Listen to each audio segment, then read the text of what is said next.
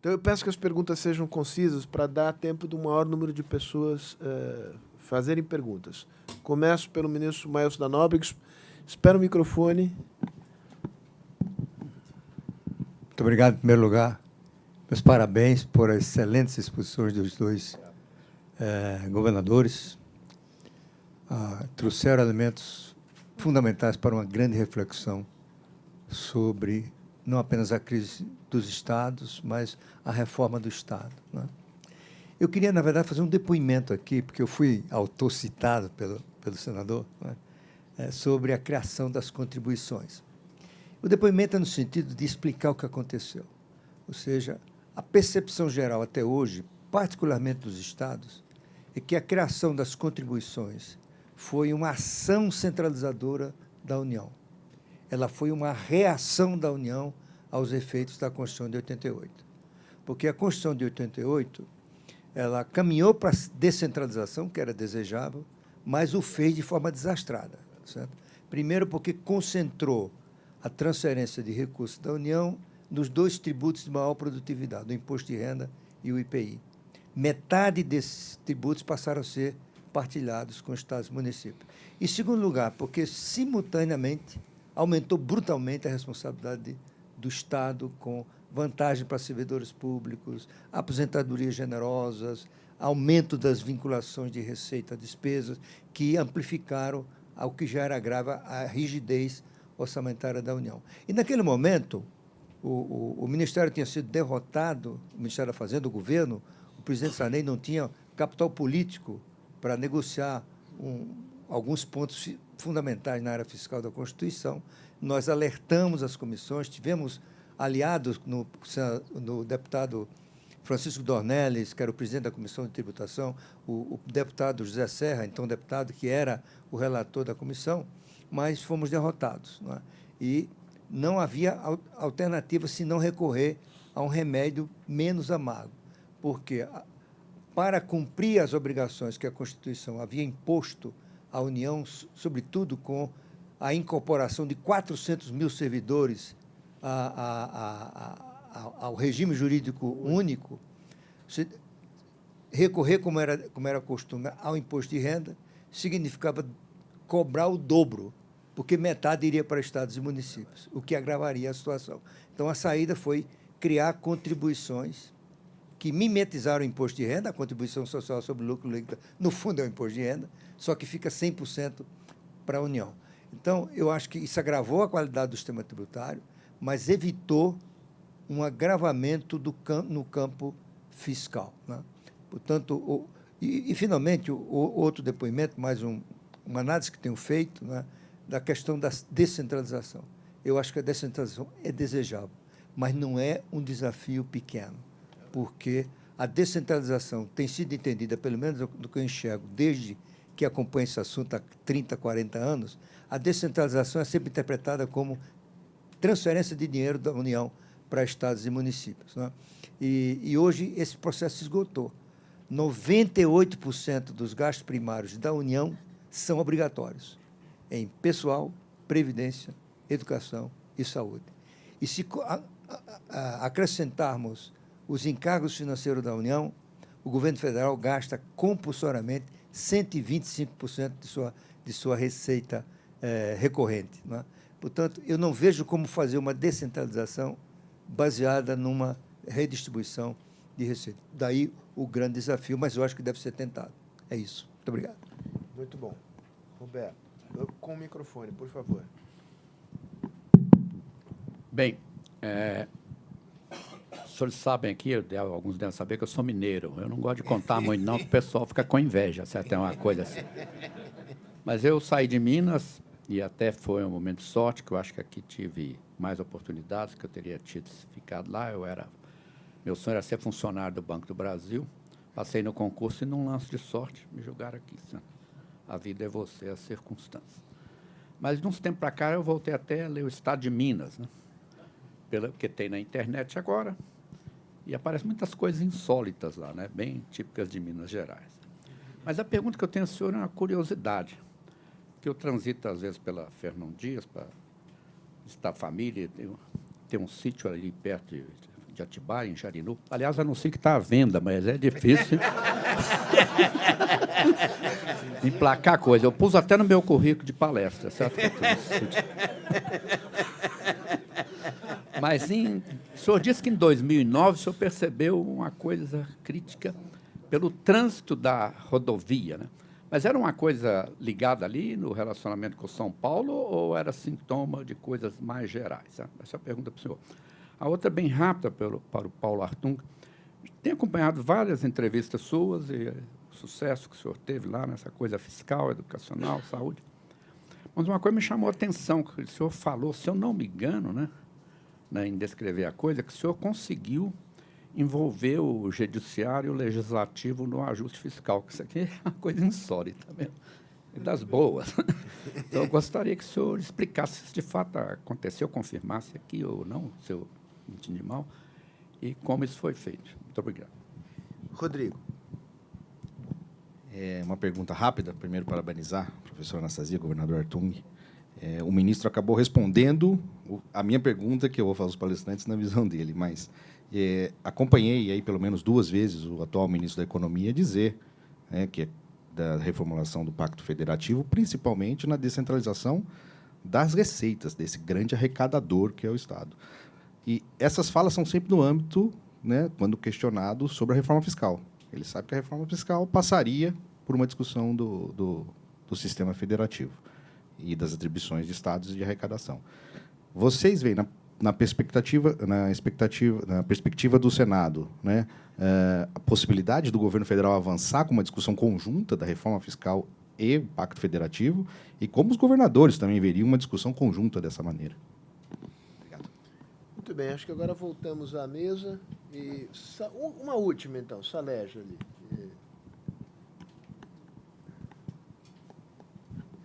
Primeiro, Minas é grande, mas não tem mar, né? Não tem praia, não tem mar. Né? Primeiro pediria ao senador Anastasia para explicar um pouco sobre o projeto que foi dele, que é a Escola de Governo, e que eu acho que, inclusive, a aliança com o ENAR, que eu acho que foi um exemplo muito interessante e muito importante. O segundo, sobre políticas econômicas dos estados. O governador Hartung mencionou a renúncia fiscal, incentivos fiscais.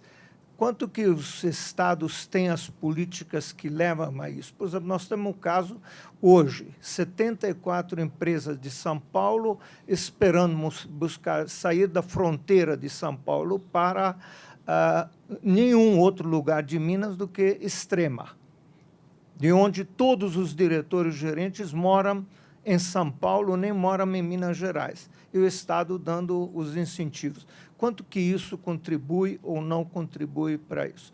Para essa, vamos dizer, para a questão financeira e fiscal dos Estados. E a terceira é o seguinte, no caso específico do Estado de Minas Gerais, a Assembleia e Judiciário custa mais do que todo o sistema de educação, salvo engano. Como que esses desequilíbrios que se faz? Eu, na época, fui presidente da Federação das Indústrias, que foi chamado títere do Fernando Henrique Cardoso, que nem sabia o que é essa palavra, porque falei muito sobre a Assembleia Legislativa e o Estado ia declarar o default. Né? Como é esse equilíbrio que pode ser feito, que não só depende do governo federal? Obrigado. Muito bem, pela ordem, senadora Anastasia. Respondo todos, né? Sim, responde a todos. Muito obrigado. Eu primeiro queria cumprimentar o ministro Maílson e a observação que ele fez se refere à pergunta que o doutor Rodrigo também apresentou, que é a descentralização. Eu não defendo a descentralização tributária, eu defendo a descentralização, em primeiro momento, da mentalidade. É o que nós não temos hoje. Hoje, independente do ministro falar em termos tributários, não há no governo federal atual, nem nos anteriores, até todos, lamentavelmente, a visão da descentralização. Por quê? Porque não há uma pessoa em sã consciência, pelo seu caráter humano, que gosta de perder poder. É uma questão sociológica. O poder significa reconhecimento, respaldo, prestígio. E a descentralização significa exatamente a perda desse poder.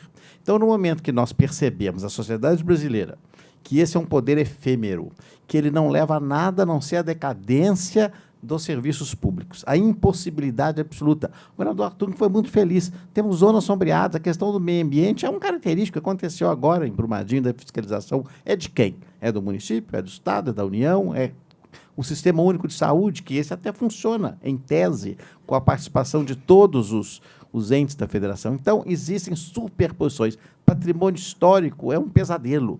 Ora, um tombamento municipal, um tombamento estadual, um tombamento... conflitos entre eles, porque nós não temos a clarividência de distinguir não só as competências, mas temos uma mentalidade de descentralização. Ao contrário do norte-americano, que a mentalidade dele é da descentralização, quem manda é o Estado. O que sobra é a União, aqui é o inverso. Não é a União faz tudo e alguma coisinha o Estado. Quando nós mudarmos isso, aí sim é possível uma revisão do Pacto Federativo, tão falado, com maior amplitude, para discutir quais são as atribuições que realmente podem ser implementadas pelo Estado.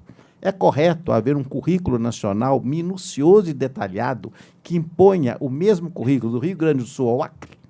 É correto ou não? Tem que ser discutido. A professora Gilda está aqui, estava aqui até há pouco. Não é? Então, é o exemplo.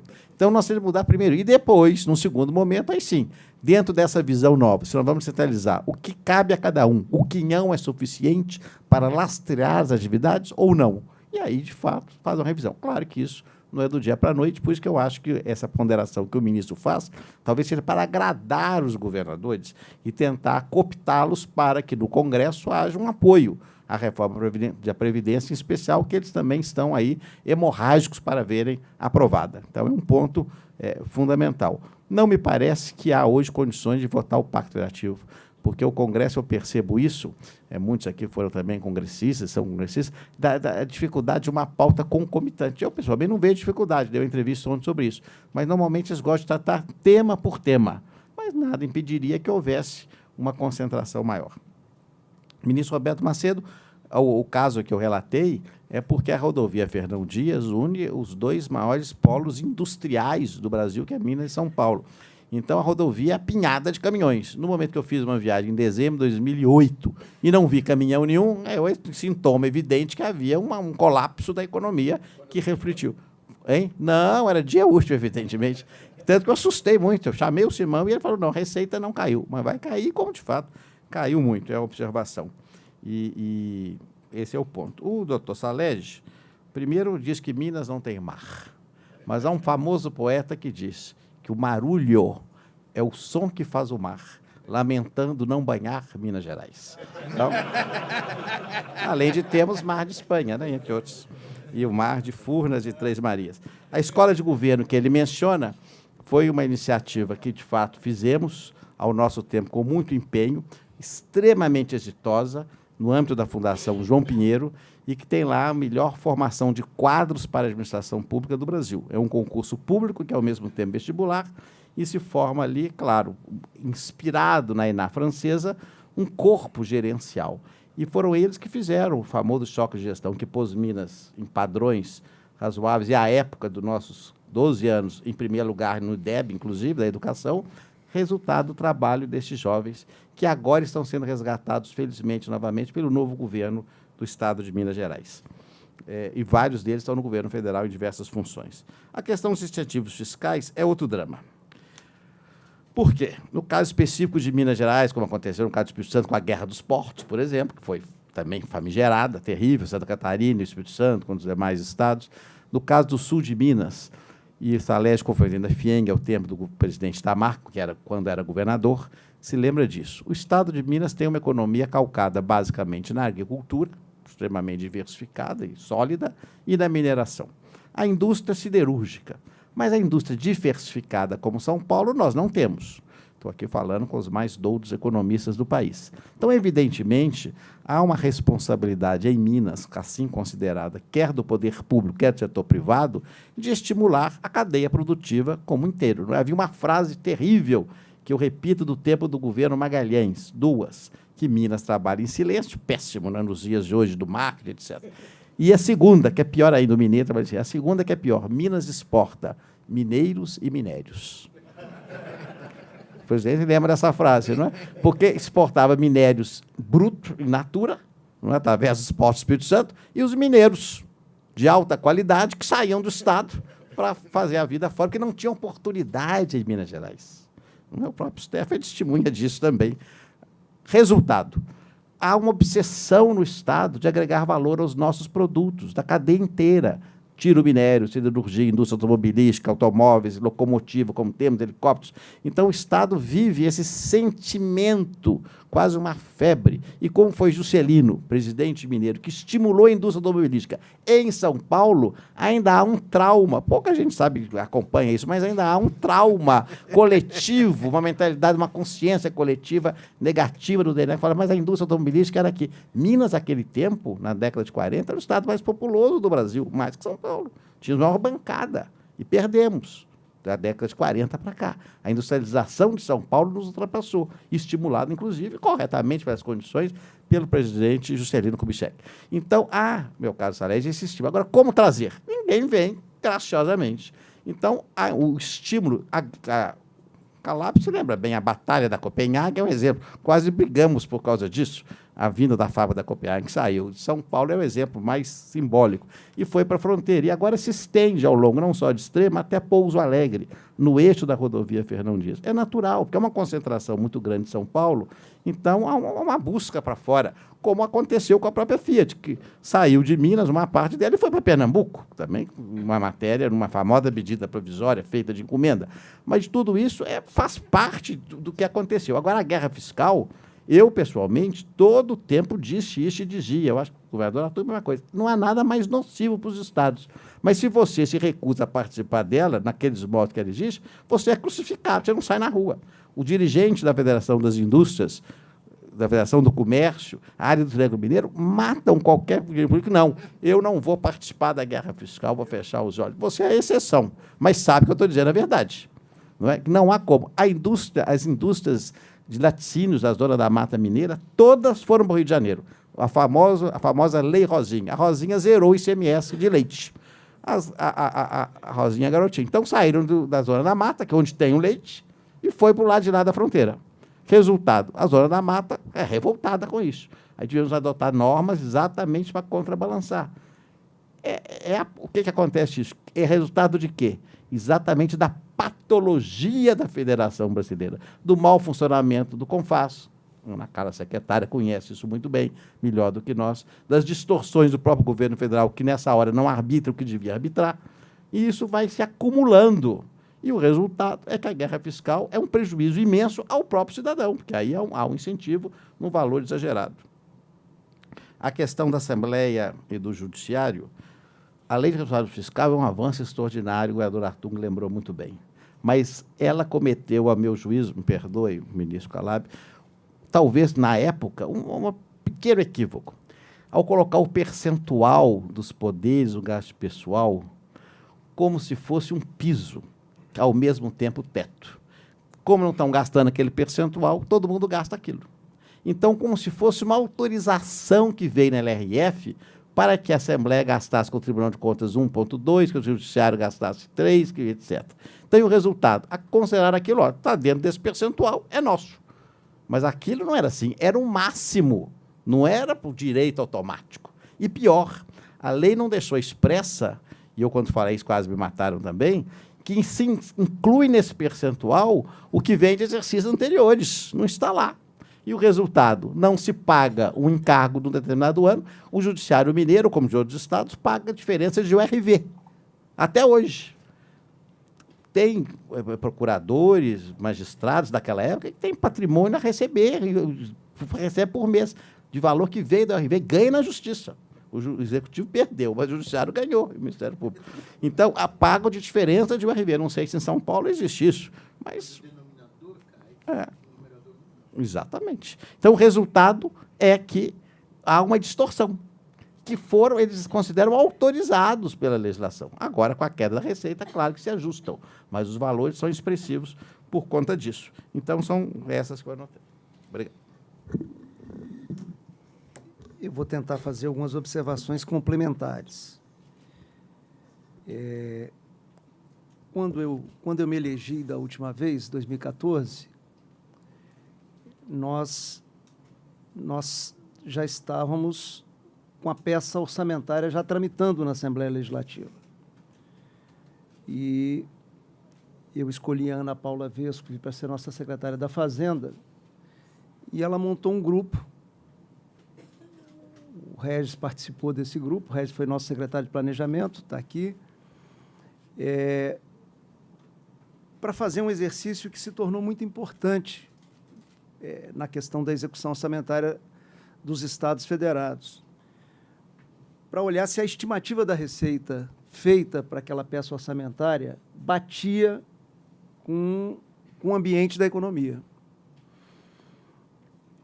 Por que se tornou tão importante para os gestores estaduais, e vocês hão de convir que poucos tomam conta disso no país? Porque tem 2 dispositivos da Lei de Responsabilidade Fiscal que estão suspensos pelo Supremo Tribunal Federal. A Lei de Responsabilidade Fiscal cuidou de uma coisa que é muito importante. Se você faz uma previsão de receita, orçamento é isso, você prevê a receita e fixa a despesa. Na Lei de Responsabilidade Fiscal, tem o dispositivo. Se a receita tiver frustração, todos compartilham essa queda de receita. Esse dispositivo está suspenso no Supremo Tribunal desde 2000. Estando suspenso, quer dizer, a gente tem que ter uma capacidade numa economia como a brasileira, que nos surpreende permanentemente, tem que ter uma capacidade de prever a receita e nunca superior à arrecadação efetiva que nós vamos ter no ano subsequente. Só para vocês entenderem, porque se a gente errar a maior, você tem um problema que é o seguinte: você tem orçamento nos poderes e instituições, e eles têm autonomia, e não tem dinheiro. E aí você tem que tirar do Executivo para cobrir a conta do Judiciário, da Assembleia Legislativa, do Ministério Público, do Tribunal de Contas e, agora, mais recentemente, da Defensoria Pública, que tem autonomia orçamentária também no nosso país. É o avesso do avesso do avesso. Mas é isso. Então, assim, a pergunta do Roberto, quer dizer, o que eu fiz quando me elegi governador? Quer dizer, nós primeiro conseguimos convencer a velha Assembleia, porque eu tive que dialogar com a Assembleia do mandato anterior para que ela não votasse o orçamento. E pedir um prazo para que a gente pudesse reavaliar a receita do Estado. E eu consegui convencer a Assembleia. E não é fácil, porque eu tive que dialogar com um deputado que tinha sido reeleito e com muitos deputados que tinham perdido a eleição. Né? Foi em novembro, dezembro. Foi logo depois da minha eleição, eu bati dentro da Assembleia. A nossa conta preliminar é que o orçamento, a receita estava superestimada em quase 10%. Então, eu convenci a Assembleia. Pedi à Assembleia que a gente sentasse para discutir o assunto depois que eu tomasse posse. Por razões óbvias. Para me ter legitimidade para dialogar com o Judiciário, que é o mais difícil. Todos aqui sabem disso. Então, a Assembleia aceitou, eu tomei posse, a Assembleia ainda era antiga, porque ela fica um mês com o governador, com o novo governador, e aí eu iniciei a discussão com o Poder Judiciário. Dificílima. Sim. Negociação que eu não coloquei secretário meu na mesa. Eu fiz. E é indelegável. Foi governador, sabe do que eu estou falando. Se colocar um secretário, ele não sobrevive nos próximos 3 meses para frente. De ataque de toda ordem. Eu fiz a negociação. Porque eu precisava fechar o orçamento, um orçamento realista. Os desembargadores não aceitavam, porque o dinheiro já estava lá. Efetivamente, o dinheiro deles já estava lá. Estava na peça orçamentária, o dinheiro é um 12avos por mês, acabou.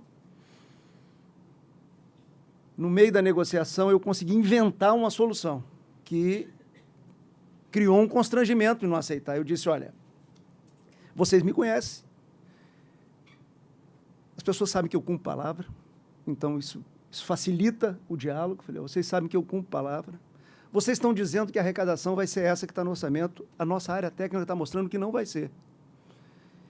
Se nós estivermos errado e vocês estiverem certo, nós vamos ter dinheiro e não ter orçamento. Isso é um bom problema. Se tiver dinheiro e não tiver orçamento, eu divido com vocês. E foi aí que nós conseguimos fechar a peça orçamentária, porque nós já tínhamos convencido a Assembleia, já tínhamos convencido o Ministério Público, também não é fácil, já tínhamos convencido a Defensoria Pública e já tínhamos convencido o Tribunal de Contas. Quer dizer, essa é uma construção importante. E eu alertei os governadores que iam tomar posse, todos eles. Vocês precisam olhar a peça. Só para entender um detalhe, eles cortaram 10% também? 9,6% nós cortamos, todos nós. O Executivo, se entrasse dinheiro, eu repunha a peça anterior, que eu estava fazendo um substitutivo para a peça anterior, com o apoio deles, né? Porque eles têm autonomia orçamentária, isso é uma coisa complexa, né? Então, assim, eu fui muito procurado quando terminou a eleição desse ano, pelos governadores eleitos. Eu aconselhei ter cuidado com a peça orçamentária e aconselhei ir ao Supremo. E foram. Está pautado no Supremo esse tema, para que vigore de novo esse texto da Lei de Responsabilidade Fiscal. E a outra parte que está suspensa também, que é a possibilidade do gestor, na hora que você estoura o limite da Lei de Responsabilidade Fiscal, poder diminuir jornada de trabalho de servidor e salário. Está na pauta agora. Está na pauta. Os dois temas são juntos. Fevereiro agora. É uma ação direta de inconstitucionalidade só. Conseguimos eliminar lá atrás, em 2000, e vai ser julgada só agora. Quase foi julgada pelo ministro Teori Zavascki. E, naquele momento que ele faleceu, estava pautada por articulação de um conjunto de governadores que eu estava junto. Então, assim, é essa construção que nós fizemos. Não é fácil, né? A conta poderes e instituições ficou uma conta salgada nos Estados Federados e descontrolada. Isso o nosso professor Anastasia já disse. Ficou salgada, né? Claro. A receita, isso foi uma outra coisa importante, desculpe que eu não concluí. Quando chegou, isso foi para a execução do orçamento de 2015. Quando chegou no final de 2015, a receita orçada bateu com a receita arrecadada. Assim, a diferença foi 0,0 alguma coisa, não é isso, Regis? Uma coisa milimétrica.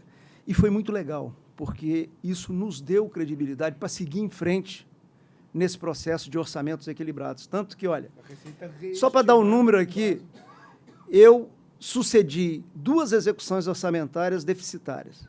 A de 2013, quase 1 bilhão. Isso não é dinheiro para São Paulo, mas para o Espírito Santo, para Minas também não é dinheiro, mas para o Espírito Santo é muita grana, né? Déficit fiscal do Espírito Santo. Quando chegou em 2014, esse déficit chegou a mais de 1 bilhão e 400. Quando chegou em 2015, nós fizemos superávit. 172, se eu não me engano, 177 milhões, pouquinho, mas fizemos superávit. Quando chegou 2016, que aí foi o pior ano econômico no Espírito Santo, porque aí parou Samarco, que dá prejuízo para Minas, mas dá um prejuízo enorme para o Espírito Santo, é 5% do PIB capixaba. Nós estávamos numa crise hídrica e estávamos com um problema que o Rio de Janeiro vivia também, que é o problema da indústria de petróleo e gás, as duas vertentes, né? A indústria perdeu dinamismo com a mudança do marco regulatório, equivocada, claro, e, ao mesmo tempo, o barril de petróleo desabou, né? Então, nós estávamos com esse conjunto de problemas. 2016 foi pior e nós conseguimos fechar 2016 com as contas organizadas. Quando 2017, no segundo semestre, a receita melhorou, nós respiramos e começamos a poder rodar de novo investimento, evoluir com questões que eram essenciais do Estado. E mesmo nesse período duro de 2015 e 2016, a gente conseguiu manter toda a contraprestação de serviço funcionando e colhendo resultados, né? Então, eu acho que é isso. As outras questões, incentivo fiscal, o professor já tratou, eu acho que, não quero ser repetitivo aqui, mas eu acho que essa questão era importante colocar, até porque é um elemento que vai ser debatido agora pelo Supremo. Nós temos mais 15 minutos e algumas perguntas a mais. Ana Carla, tem uma pessoa lá no fundo e uma pessoa eu vou ter que ser indelicado, porque se eu der a palavra para 6 pessoas, eu vou estourar completamente o tempo aqui. Então, eu, para não ser inteiramente injusto e prejudicar, na minha perspectiva, a ala esquerda da plateia, eu vou dar mais... Se houver acordo da mesa, mais 4 perguntas. Agora, realmente que as perguntas sejam feitas de maneira muito concisa, começando pela Ana Carla. Muito obrigada pela aula, senador Anastasia, senador Paulo Hartung. Para quem está vocalizando aí vários temas, né, vinculados à responsabilidade fiscal, ao fortalecimento da LRF, ao equilíbrio fiscal como condição para cuidado social, ouvi-los é uma grande inspiração e uma força para a gente continuar nesse debate, continuar nessa batalha. A minha pergunta é muito objetiva e está vinculada à questão da descentralização, que eu gostaria de ouvi-los sobre essa que é uma questão que, de fato, tem todo o debate sobre a descentralização de receitas, tem todo o debate sobre descentralização de competências, mas, se a gente olhar um passado recente, naquilo que os estados têm competência, que é a questão de pessoal, pela própria estrutura federativa, os estados colocaram, né, eu ia usar um termo, exatamente, se atrapalharam, para dizer o mínimo. Então, de fato, essa é uma competência federativa. Hoje, esse é o foco principal de desequilíbrio fiscal dos estados. Mesmo o caso do Espírito Santo, que fez uma gestão exemplar, mesmo o senador Anastasia como governador, que teve lá o choque de gestão, que colocou as contas de Minas equilibradas e ganhou em eficiência. Hoje, o que a gente vê, Goiás, que fez um ajuste nos 2 primeiros anos do último mandato e agora está novamente em dificuldades, o que a gente vê é que essa linha de despesa é a linha que hoje responde pelo caos fiscal dos estados brasileiros, alguns mais, outros menos, alguns no caminho de piorarem, outros não. Então, a minha pergunta é, como descentralizar, tendo em vista que, naquilo que os estados têm competência, a gente tem uma experiência tão ruim? E mais, como resolver o problema hoje sem ter uma coordenação do governo federal? E aí não quero defender de forma nenhuma, talvez eu esteja, senador, com a mentalidade, né, centralizadora, não estou defendendo aqui que a União tenha que socorrer os estados, mas como descentralizar e como prescindir de uma coordenação do governo federal para que a gente arrume essa questão, que é uma questão que hoje está respondendo pelo desequilíbrio fiscal dos estados. Obrigado, Ana. Aqui, as suas costas. Eu acho que a descentralização financeira... Você se identificaria, por favor? Samuel, deputado federal. Perdão. Obrigado. Samuel, Sérgio. desculpa, não Obrigado. te reconheci aqui. Eu sou Você eleito... tá- Eu Não, fui você eleito sabe que por São Paulo, mas eu sou mineiro, viu, Não, Anastasia? Samuel Moreira, eu vou te dizer E uma não- coisa, talvez você não... Você sabe que eu achei que você estava com cara de executivo de banco. Obrigado. E eu não saí de Minas por minhas qualidades, não. Meu pai que me arrastou mesmo, porque a situação estava muito difícil lá para ele. Suas qualidades. Mas, olha, eu acho que a descentralização financeira, nesse momento, é um momento de crise, é falar em descentralizar. Corremos o risco de descentralizar o déficit primário, porque nós vamos para o 6º ano de déficit primário. O governo federal está com déficit. Uma reforma tributária pode ser que ajude. A reforma da Previdência, sim. Essa é uma agenda fundamental, se introduzir os estados e municípios. Então, já é um alívio. Agora, gosto da ideia da descentralização da legislação. Aliás, o próprio governo agora, que eu particularmente sou contra a medida, que é a posse e o porte de arma, que o porte ainda não, mas a posse por decreto, já estabelece um pouco critérios por Estado, né, indicadores de homicídios e tal. Então, a descentralização como alternativa para fortalecer os estados eu acho muito importante. Agora, eu pergunto a você, Anastasia, que defendeu a tese. Você defendeu 3 teses: descentralização econômica, legislativa e gerencial. Só que gerencial é a cabeça de cada um. Você acha que é o momento de criarmos uma agenda de descentralização legislativa e como nós faríamos isso? Alguém que levantou... Tá bom, vamos ali, ó. É aleatório, sim. Você está lá no mais uma aqui, mais uma ali. Tem um desequilíbrio de gênero, porque são 2 homens, mas eu não vou poder resolver. Boa tarde a todos. Bom, vamos lá, vamos rápido. Boa tarde a todos. Governador Paulo Artung falou sobre modernização do processo de compras. É possível haver uma reforma que tenha real impacto orçamentário no processo de compras e há case no Brasil para isso? Uma pergunta para a mesa. Seu nome? Lucas. Na volta aqui, ela, cujo nome eu não sei. Luiara. Então, eu sou estudante de gestão pública da USP e eu queria perguntar para vocês, assim, com a experiência que os senhores têm como com cargo público, já tem toda essa visão, né, que a maioria da população não tem. Então, eu queria perguntar como que vocês acham que os governadores e até mesmo aqueles que dispõem de cargo público podem organizar a opinião pública para defender essa pauta, visto que nós temos uma agenda cada vez mais disputada, com muitos outros assuntos sendo passados à frente, discussões, muitas vezes, que escola sem partido ou qualquer coisa do tipo, e não leva mesmo para o ponto que é necessário discutir, que vai trazer mudanças para o país e realmente afetar a todos. Então, como que essa organização da opinião pública, como que ela pode estar do lado dos governadores e também da população de modo geral, pressionando mesmo para que isso seja votado e que realmente traga alguma transformação aí? Muito bom. Última pergunta lá atrás. Peço ajuda para...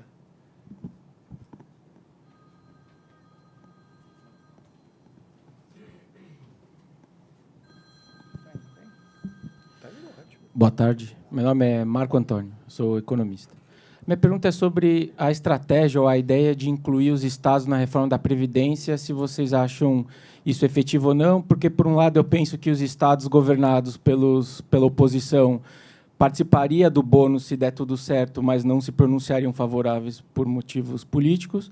Mas, por outro, eu penso que a pressão dos governadores favoráveis seria interessante, não só sobre os congressistas, mas sobre a opinião pública. Então, eu quero saber como vocês pensam essa estratégia, se vocês entendem que os estados governados pela, vamos por assim, coalizão, ou enfim, quem seja favorável, se eles vão vir a público se mostrar favoráveis à reforma da Previdência. Acho que é isso. Muito bem. Eu não sei se isso é abuso de poder, mas vou acrescentar uma palhinha aqui, que é um comentário, quem queira fazer, sobre o ICMS, quer dizer, que tem perdido poder arrecadatório, um tremendo problema da federação. Quão longe, quão perto é viável, quando será, digamos, uma reforma tributária que resolva os problemas do ICMS. Vamos inverter, só para variar. Eu vou começar de trás para frente, então, aqui. Quer dizer, nós temos que ter noção, e aí eu acho que eu respondo 2 perguntas, que nós estamos com a agenda congestionada. A agenda estratégica para empurrar o país para frente, ela está congestionada. Não vai dar para tocar simultaneamente todos os temas que nós precisamos cuidar no país. Então, assim, tem que ter sentido de prioridade. Qual é a prioridade? É a reforma da Previdência. E aí, vou lá na sua pergunta, é a reforma da Previdência, colocando os estados juntos e os grandes municípios também, por causa do regime jurídico único. Eu chamei a atenção aqui desse problema. Quer dizer, eu acho que essa é a prioridade, sabe? Sem dar esse passo, nós vamos assistir o país degradando as suas condições de vida dia a dia, como temos assistido nesses últimos anos de irracionalidade em termos de políticas públicas, particularmente de política econômica. Então, assim, eu acho que aqui eu entro nessa questão, eu acho que você toca claramente, eu acho que nós não podemos brincar com debates comportamentais nesse momento, mas o país tem que ter centralidade. Qual o papel nosso? É papel de liderança, é conversar com a sociedade, ganhar a sociedade para as causas corretas. É fácil? Não é fácil. Né? Tem hora que você fala, as pessoas não querem ouvir. Na verdade, tem hora que você fala e a sociedade faz cara de paisagem. Qual é o papel do líder? Se desesperar com isso? Não, procurar uma outra narrativa. Isso é papel de líder, para chegar na sociedade e trazê-la. Esse é o desafio que nós temos hoje no nosso país. Temos experiência de modernização de compras? Não, nós estamos submetidos a 8666, que é o fim do mundo. Você compra mal, você compra de quem não entrega, né? O cidadão não sabe que uma obra parada aí, muitas vezes, não tem culpa de prefeito algum, não tem culpa de secretário algum. É a burocracia que obriga a comprar a coisa de quem não tem capacidade de entregar. E se você não compra, entra na justiça, e a justiça nem examina o processo, liminarmente te manda fazer, né? Então, assim, nós precisamos modernizar a forma de comprar, de contratar do setor público. Nós precisamos de estabilidade no emprego de funcionário para tudo quanto é tipo de funcionário público no país? Claro que não. Isso é o fim da picada, sabe? Entra, trabalha 2 anos, vai para o desestímulo e a sociedade paga a conta. Para o resto da vida, né? Ainda com aposentadoria e pensão, né? E aí, por aí vai. Quer dizer, então, nós precisamos modernizar o Estado brasileiro. Ele é pré-histórico para comprar, para contratar, para remunerar. Nós precisamos de estímulo na remuneração dos nossos servidores públicos, né? Porque, senão, a gente não vai introduzir produtividade no setor público, sabe? É isso que eu tenho. O que é isso? É uma reforma do Estado brasileiro, né? Por isso que eu falo, a agenda está congestionada, nós temos que ir separando, debatendo tudo, nós temos que debater tudo, até porque isso é importante para a sociedade, mas a gente precisa sempre ter foco naquilo que é essencial para tirar o país dessa encrenca que o país entrou nos últimos anos. Ana, o que descentralizou, essa é a minha visão, as lideranças dos entes subnacionais não souberam tomar conta daquilo que descentralizou. Eu sou descentralizador, eu sou igual a Anastasia, mas eu tenho autocrítica. E eu acho que a gente tem que fazer essa autocrítica com clareza. O que foi feito com funcionários no nosso país, e aí estados e municípios, sabe? É de uma irresponsabilidade com o presente e principalmente com o futuro, e essa conta chegou. Essa que é a questão, essa conta chegou, sabe? É gravíssimo. Então, nós vamos ter que saber descentralizar. Nós vamos ter que ter tecnologia desenvolvida, né, de última geração, para descentralizar, fazendo com que a descentralização chegue na vida do cidadão, na saúde, na educação, na segurança pública, na ciência e tecnologia, na infraestrutura do país e assim por diante. Então, assim, sou a favor da descentralização, mas não sou a favor de pegar dinheiro e colocar mais dinheiro em coisa errada. Por isso é que eu fui contra a renegociação. Quer dizer, nós, na verdade, colocamos a sociedade brasileira para pagar uma conta que não é dela. É uma conta da irresponsabilidade de lideranças importantes do nosso país. Você olha que, infelizmente, ainda muitos dos que tomaram posse há poucos dias atrás ainda não querem colocar a mão na massa, não querem fazer aquilo que precisa ser feito. Eu tenho dito aos meus amigos governadores, eles têm conversado muito comigo, a parte maior da reorganização é local, não é Brasília, sabe? Não é Brasília. Brasília tem um programa lá que o Ministério da Fazenda criou, um programa bem estruturado, inclusive, que inclusive dá discurso para o governador depois do porquê que ele não vai dar correção salarial e assim por diante, não vai ser a seco como eu tive que fazer, né? Mas boa parte do ajuste é local. E o que eu sinto nesses primeiros dias de governo, aí, de novos governos? Todos estão aí empurrando para frente, esperando que, em algum momento, algum milagre apareça, algum dinheiro de petróleo apareça e possa ser distribuído para cobrir irresponsabilidades que são praticadas no Brasil. Então, assim, eu sou a favor da descentralização, vou continuar lutando por ela, sou a favor de uma federação de fato, né, de um federalismo de fato para o país, mas tem autocrítica, e nós precisamos discutir essa autocrítica, porque, ao receber competências, depois da democratização, governadores, prefeitos fizeram contratações irresponsáveis, planos de cargos de salários irresponsáveis, e isso criou uma situação em que um Estado é um Estado caríssimo e absolutamente ineficiente, e absolutamente desconectado com a sociedade. A sociedade não se vê representada nesses governos subnacionais, né? Então, eu acho que esse é o desafio. Desculpe. O governo federal não teria um papel agora para tentar ajudar a arrumar a casa? Do ponto de vista técnico, do ponto de vista de coordenação? Claro, sempre tem. Eu acho que aí é papel de governo federal, né? Sempre tem, né? Mas eu acho que a gente debater uma autocrítica do que foi feito, pegar as contas da Constituição de 88 para cá, ver a quantidade de funcionário público que foi injetado nas máquinas públicas do país, ver esse conjunto de planos de cargos e salários que foram sendo implantados, coisas... Municípios inviáveis que se criaram. A quantidade de município inviável que criou, só quando parou lá em Brasília que segurou. Quer dizer, então, eu acho que tem um debate a fazer. O Brasil não é um país para principiantes, né? A descentralização no Brasil não é para principiante. Então, a gente tem que saber aí que tem vícios sufocando virtudes. Então, como é que a gente faz para conseguir a prevalência de espaço de virtude? Eu acho que é com criatividade, engenho e arte, né? Eu acredito nisso. Vamos lá. Ana Carla, da mesma forma, acho que o governador Artung foi muito feliz. Quando eu fiz a exposição, eu dividi em 3 dimensões. A derradeira foi a dimensão gerencial. Há um problema gravíssimo de gerenciamento no Brasil do setor público. Por isso criamos a escola de governo, para formar quadros qualificados para gerir o serviço público. Porque não existe, é improviso.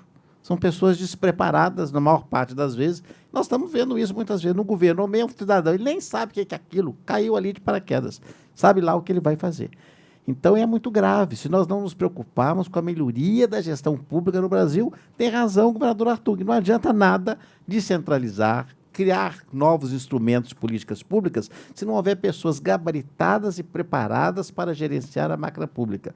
Essa máquina pública, as carreiras, não vou entrar em questões corporativas, mas magistratura, Ministério Público, Receita, conseguiram isso. Agora, a administração como um todo, não. Nós não prestigiamos isso. Foi exatamente no tempo do presidente Fernando Henrique que deu-se o primeiro passo, mas não houve continuidade. Lamentavelmente, os governos depois não deram continuidade a isso. Então, nós temos uma deficiência imensa, porque como é que nós vamos fazer um federalismo de verdade, como é que nós vamos fazer uma descentralização, e mais do que isso, políticas públicas verdadeiras de saúde, educação e segurança, se não temos um problema de gestão. Parênteses.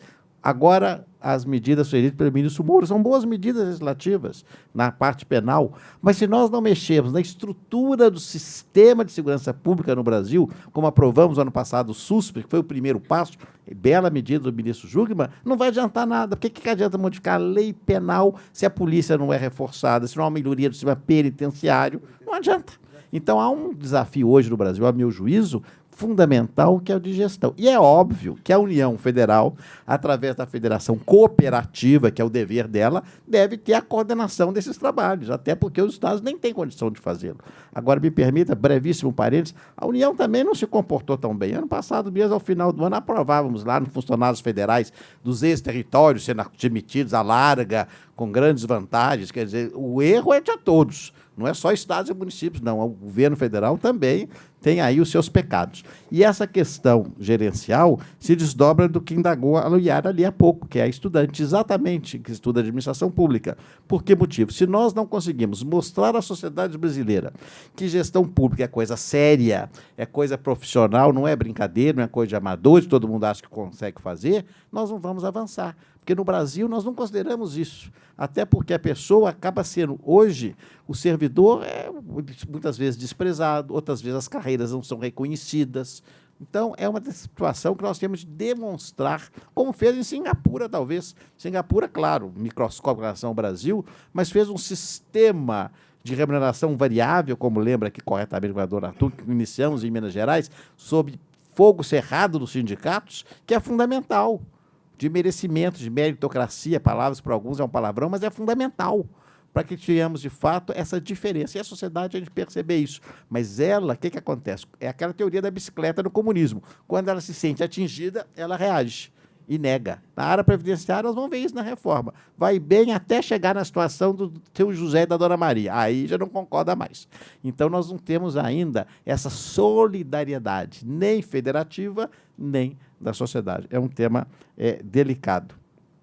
O nosso eminente deputado Samuel Moreira coloca a questão da descentralização legislativa. É fundamental. Por que adianta ter uma Assembleia como Stefan Salles, lembra, caríssima, que é o caso de Minas Gerais e dos outros estados, se não tem competência legislativa para nada? Tem de se atribuir. Essa competência tem de existir.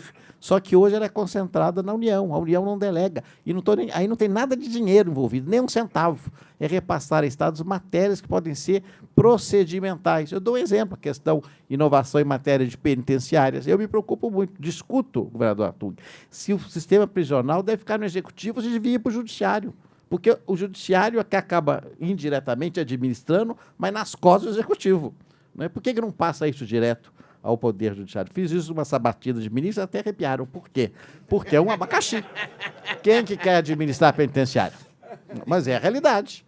Porque se é o juiz de execução penal, é o juiz, a responsabilidade também devia ser do Poder Judiciário. Então, eu acho que o tema legislativo é riquíssimo. Há uma gama enorme, há, de fato, uma miríade de assuntos que poderiam ser alocadas nas Assembleias Legislativas, sem despesa nenhuma, que descentralizariam. Estimular os consórcios intermunicipais, que são um sucesso. É um modelo de descentralização muito bem sucedido, que fizemos em saúde em Minas Gerais, agora para resíduos sólidos, transporte escolar, tudo pode ser feito por consórcio. Matérias que as assembleias podem legislar. Mas qualquer leizinha que a Assembleia faz, o Ministério Público fala é inconstitucional, vai no Supremo, o Supremo é inconstitucional.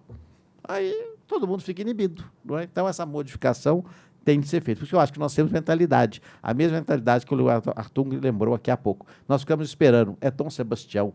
É o drama de Dom Sebastião dos portugueses. Veio para nós pelo DNA português e nós estamos esperando que ele, no seu cavalo branco, também nos salve. O Lucas pergunta sobre o processo de compras. Arcaico. Totalmente arcaico no Brasil. A mesma lei que compra a caneta, faz a hidrelétrica. Se não fosse a lei do pregão que o presidente Fernando Henrique fez já no final do seu governo, nós estaríamos hoje inviabilizados. Não é? Fizemos já vários projetos de lei, aprovamos no Senado a nova legislação, vai na Câmara, mas aí começa aquela coisa, né? O setor tal discorda, o setor tal discorda, o setor tal não concorda. É fundamental, na área das estações das compras, criar uma coisa mais singela, que é o seguro-garantia, como tem nos Estados Unidos, especialmente no setor de obras. Criou o seguro-garantia, acaba o problema de obra parada, acaba esse problema totalmente. Eu apresentei um projeto de lei que foi aprovado, quase me mataram, da segurança jurídica, que prevê, governador Artung, que o despacho seja motivado pelo juiz e Tribunal de Contas. Não pode parar uma obra sem analisar e descrever a consequência do ato. Quase me mataram como acompanhar na época, que tirava poder do acompanhamento, do controle, mas o controle também tem que ser controlado e quebra a segurança jurídica do servidor, da autoridade e do empresário. Então, isso tem que ser modificado. Como? Como é que nós vamos fazer? Punir quem julga? Não é uma situação delicada. Para isso foi criado o Conselho Nacional de Justiça, mas exatamente com esse propósito. Você inabilita uma empresa que fez isso, ela vai na justiça e consegue o eliminar para participar da próxima licitação. E ganha a próxima limitação, e ganha mergulhando o preço. Eu não sei se essa expressão é conhecida de todos.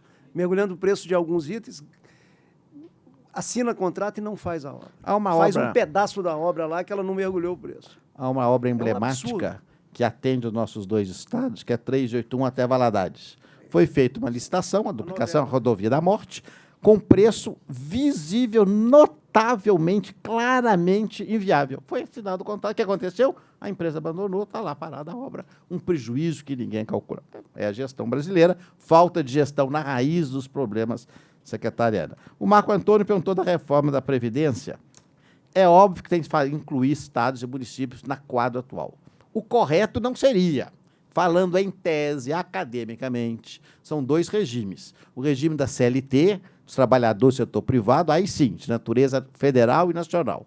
Os regimes jurídicos dos servidores, distintos em relação a estados, municípios da União. Em tese, deveria cada qual ter autonomia para fazer o seu. Isso no Brasil hoje é inviável. Então, no Brasil hoje, os próprios governadores abdicam totalmente, estão loucos, chorando, clamando e gritando para ter uma reforma única, porque aí, em tese, teriam, como o Arthur lembra, menos desgaste político, porque viria o comando de baixo para cima, especialmente na área militar da segurança pública. Então, será e assim tem de ser feito mesmo. Mas, no futuro, quando nós ficarmos maduros, daqui a 200 anos, talvez a Federação Brasileira possa ter o que é Deixa eu correto. contar um exemplo de descentralização aqui bacana. Eu consegui, no meu mandato passado, ampliar o período de trabalho dos policiais militares do Estado do Espírito Santo. Quer dizer, local. Fizemos legislação na Assembleia, passamos de 30 anos, que é o que existe no nosso país inteiro, para 35 anos. Fizemos uma regra de transição para subir para 35 anos. Ela está em vigor desde então e funcionando. Né? O governador Geraldo fez aqui em São Paulo. Evidentemente que eu me arrependi de não passar logo para 40. O governador Geraldo Alckmin fez um regime previdenciário no Estado de São Paulo, a Calab era o secretário, e funciona, foi o precursor disso. Por fim, o nosso Sérgio indaga uma pergunta fatal, não é? A última é sempre aquele tiro terrível, o ICMS. É um natimorto. Eu não dou tiro, não. É um natimorto. O ICMS é o imposto mais complicado do mundo. Não estou aqui os eminentes especialistas.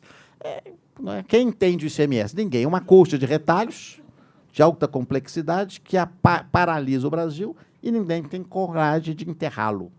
Mas eu acho que não podemos passar esses 4 anos sem termos a sua substituição por um novo imposto, né? E que essa revisão tributária coloque dentro da discussão, aí sim, não digo pacto federativo, que o nome é muito pomposo, mas a questão dos estados, a eventual revisão da Lei Candir, discussões relativas à guerra fiscal, dentro dessa estrutura tributária nova que tem que ser criada. Porque, como está hoje, é inadministrável. Não há criatividade para sustentar e deixar os empresários recolhendo o ICMS como o fazem, que é um pesadelo para todos esses. Obrigado.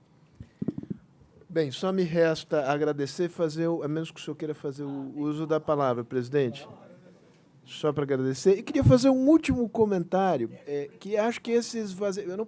Claro que... É evidente que eu deixo, mas ele precisa ter vontade de falar. Deixa o Sérgio fazer o último comentário dele. Não, é muito curioso observar que esse esvaziamento dos estados se reflete no fato de que, salvo pelo Collor, que é digamos, um episódio um pouco acidental, não houve presidentes da República que tenham saído dos governos estaduais nos últimos anos. E, ouvindo as duas palestras, eu espero que essa escrita seja quebrada mais cedo do que tarde. Bom, então não preciso dizer mais nada. Não, como o Maílson começou com um testemunho, e aqui falaram da centralização do Getúlio, a queima das bandeiras, eu me lembro da queima das bandeiras, foi na Praça Roosevelt, no Rio de Janeiro. E aquilo, para nós, minha família, o ministro da Guerra, meu tio-avô, enfim, estavam muito felizes com acabar com a independência dos estados por causa das oligarquias. Bom, então, mas, sem dúvida nenhuma, de lá para cá, e a nossa cultura é essa aqui, eu acho que foi muito importante, que foi salientado, que é uma questão que é cultural. Você manda a lei de um jeito, ela sai do outro jeito, porque os interesses que existem na sociedade vão para o outro lado. Chegou um ponto, aqui foi dito, vou apenas repetir, que não dá mais, vai ter que mudar. Agora, como é que se muda? Se me permite uma coisa quase pessoal, como é que a inflação era impossível de controlar? Como é que nós fizemos? Houve uma decisão, eu acho que foi, se eu me lembro bem, foi o Peço quem propôs aqui em São Paulo, uma reunião no Banco Central, escondido aqui em São Paulo, que era o seguinte: até então, nós sempre fazíamos a mudança fiscal e a mudança da moeda e tal por decreto-lei. Sai o decreto. Sai no jornal, todo mundo vê, não sei o quê. Bom, foi o oposto. Vamos anunciar o que vamos fazer e vamos explicar à sociedade. Isso é fundamental. Nós estamos aí, todo mundo está vendo que a reforma da Previdência vai ter que ser feita. Mas é preciso dizer como. É preciso explicar, é preciso motivar. Não é? Isso de liderança. Aqui foi o que foi dito. Vocês dois tiveram liderança nos seus estados. Eu não vejo ainda a liderança para convencer o país de qual é o rumo. E que, nesse rumo, nós vamos ter que seguir, porque ele é bom para todos. E o combate dos privilégios, que é sempre desagradável, que ninguém quer combater o seu privilégio, que é o do outro. Mas daqui eu acho que foi uma das melhores sessões que nós tivemos aqui, porque pessoas experimentadas estão lidando com temas aparentemente áridos e mostrando que ou se mexe nesses temas com competência ou nós não vamos para frente, né? Eu me lembro também, o Maílson era ministro, eu era senador, um jantar na casa do Fernão Bracha, que o Maílson tentava me convencer daquilo que era óbvio que eu não acreditava. Que não... É verdade. Tentava me convencer de que nós estávamos fazendo uma nossa atitude fiscal era irresponsável e que o que nós fazíamos na Constituinte... No desenho da Constituição. Né? Na Constituição, nós estávamos criando lá uma situação de inviabilidade. Nós achávamos que era muito simples, aumenta imposto e tira dos ricos e dá para os pobres. Era essa a nossa visão. Liberdade, tira do rico, dá para o pobre e pronto. Bom, deu no que deu, né? Mas já deu no que deu. Nós já fomos às cordas. Quer dizer, eu acho que o que aconteceu no Brasil é que ficou evidente que o sistema que foi montado por nós em 88 se esgotou. Não é? Se esgotou o sistema político, a quantidade de partidos inacreditável que nós temos aí, a incapacidade do gerenciamento do Estado, que a Anastasia insistiu tanto, é verdade, né? E a questão fiscal, que também aqui o nosso governador Paulo Artung mostrou que é preciso ter, desde o começo, uma posição dura. Mas dura explicando ao país, mostrando do que se trata. Eu não estou vendo ainda isso. Eu acho que a situação já está madura para que alguém explique. Às vezes não é o presidente, mas alguém vai ter que explicar ao país, porque senão não acontece. Senão o que vai acontecer é que, né, tecnicamente se sabe, todo mundo já sabe o que precisa ser feito, né? Até mesmo as prioridades que são importantes, já se sabe quais são para o governo, quais são, mas se não houver quem motive a sociedade, não anda. Então a questão volta a ser uma questão política, como todo mundo sabe. E nós vamos ter que entender que, nesse momento, vamos ter que fazer todo um esforço enorme para que as coisas avancem no Brasil. Vão avançar, mas vão avançar bem ou mal. Depende de como seja possível transformar aquilo que é visível como necessário, transformar em alguma coisa aceita pela população, desejada pela população. Senão, na democracia, não vai. Eu tenho medo, quando não vai na democracia, que as coisas possam ir também. Obrigado.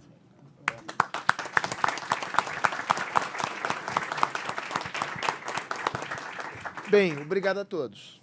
Governador Artung, obrigado. Senador Anastasia, muito obrigado.